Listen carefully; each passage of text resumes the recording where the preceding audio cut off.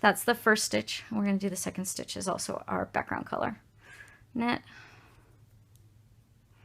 purl, and don't worry about locking it on any of the other stitches. We only do that on the second stitch of the row. Okay, so we've done our first two. We're getting to the next one, and we want to switch colors.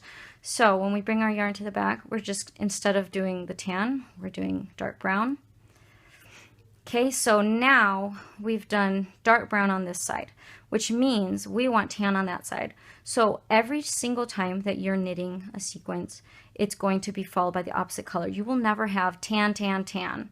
Okay, you will always have tan, dark, or you could have tan, dark, dark, tan, but you would never have 3 in a row of the same color. So if you've done that, you have made a mistake, because you need to make sure that every side is totally not symmetrical, but transverse of each other.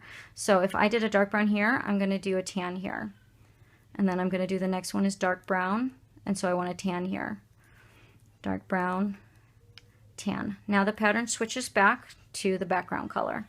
So we're going to go tan, oops, and then we're going to go dark brown, tan, dark brown. And you don't have to worry about locking together the sides at the end of the row, because we do it every time on the beginning of the row. So then when you get started on the next row, you're going to make sure that you are coming from the right way. So we're going to go dark brown, and then we're going to lock tan. See how it's already twisted? So I'm just going to grab over it, and it did it by itself. I don't need to worry about it. So then the next stitch, we have 2 of the opposite color. So 2 of tan. So tan, then dark brown, and then a second tan. Oops. And then dark brown. So that's kind of how you get started and how you progress along the work. When you get to the end, I'm going to show you, I made up a little swatch of what we're knitting here. So when you get to the end, your work will look like this, where you'll have kind of a reverse image of each other.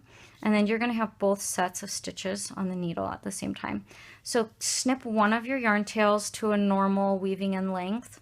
Also, this is how your edges are going to look. They'll kind of like look like this until you block them. But once you block them, they'll lay out really nicely. And then the second one, we're going to leave long for grafting.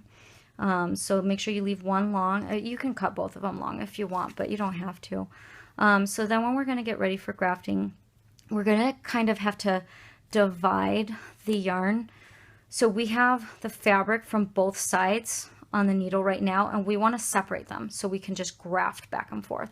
So we're going to, let's see, you need extra needles for this. So you're going to slip one from the front to one needle, take one from the back to a second needle. And so you're just going to slip one to the front, one to the back, one to the front, one to the back along the entire work. And make sure you leave enough yarn to graft the whole thing. This scarf needs a pretty long grafting tail, so make sure that you just leave a really nice long length. You need about 3 times the length of the scarf. Whoops. So make sure you measure it out 3 times. I go 4 times because I'm paranoid. So then you can see how our fabric separates naturally. This is the 2 layers that I was talking about. So we're going to just seal them together. So you're going to go ahead and do a regular Kitchener stitch for this.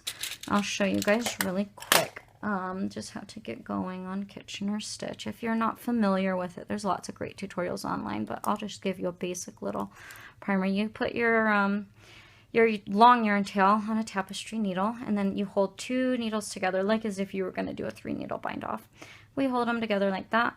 And so to get started, you do into the front stitch, you're going to do a purlwise stitch, pull it through, and then in the back you're going to do a knitwise stitch, pull it through. And I like to leave my yarn kind of hanging around the bottom of the work, not up here. I mean, I don't know if you can do it that way, but I don't do it that way. It kind of gets messy. So that's only on the first time you're going to do a purl and then a knit on the back. Every other time what we're going to do is we're going to go knit 1, slide it off, purl 1, leave it on.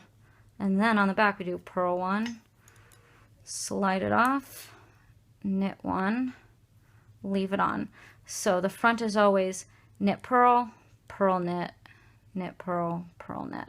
So front, back, front, back.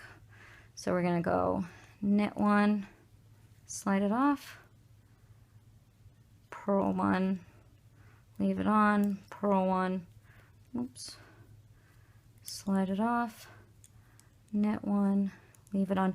And make sure you leave these stitches a little bit loose. If you pull them too tight, it's a lot easier to fix your stitches when they're loose instead of fixing them if they're too tight. If they're too tight, it's a pain in the butt. So just leave them nice and loose. Oh, sorry, I'm doing this wrong. Purl 1, knit 1. So leave them nice and loose. Can you see how like a mess it looks right now? But it'll look better after we snug it up, and it's so much easier to fix them loose than to do them tight. Purl, purl, knit. And you're gonna get fast at this if you haven't done Kitchener stitch before. It's really not too bad. God, it took me like 2 years to figure out how to do it right though. So I was like too proud to like admit that I didn't know how to do it, so I did it wrong every time. All my little socks had like ugly purl bumps on the outside. But you know. Okay, so when we get to the last stitch, you're just going to go ahead and treat it as normal. Purl, knit, treat it as normal. Then when there's only one stitch on each needle, we're going to do regular knit into the front one. And then we can't purl because there's nothing left, so you just drop it off. And then purl. And then you're done with that. So then you can see my really leggy stitches. So you just take the needle and you're just going to make them really nice and even. Like that. And then you just do this all the way to the end. And that'll make it look like this ends are symmetrical. So if you can see that and that, oh, so good. That cast on is the best one. And then you'll just block the work after you're all done. And you can add tassels or whatever you want to it. I really, really liked double knitting with 2 colors. It made such a pretty end result. So I hope that this tutorial helps more than just people that are knitting my pattern, because I didn't find a great tutorial that covered the continental with 2 strands on this and the cast on we like and the Kitchener stitch. So hopefully this helps more than just a few people. And if you like this tutorial and you want to see more of my work, you can like me on Facebook, just search for Knitorious, S-H-E, and I'll leave the link for this pattern that I'm working for this tutorial in the video information, so you guys can find it if you want. It's a free pattern, so you can check it out. If you know any Miyazaki movies, you'll know exactly what this movie is talking about, or this scarf is talking about. Like, I love Miyazaki. If you haven't seen any of his movies, go watch them because they're amazing and your life will not be complete until you watch them. Okay, I hope this helps you guys. Thanks. Bye.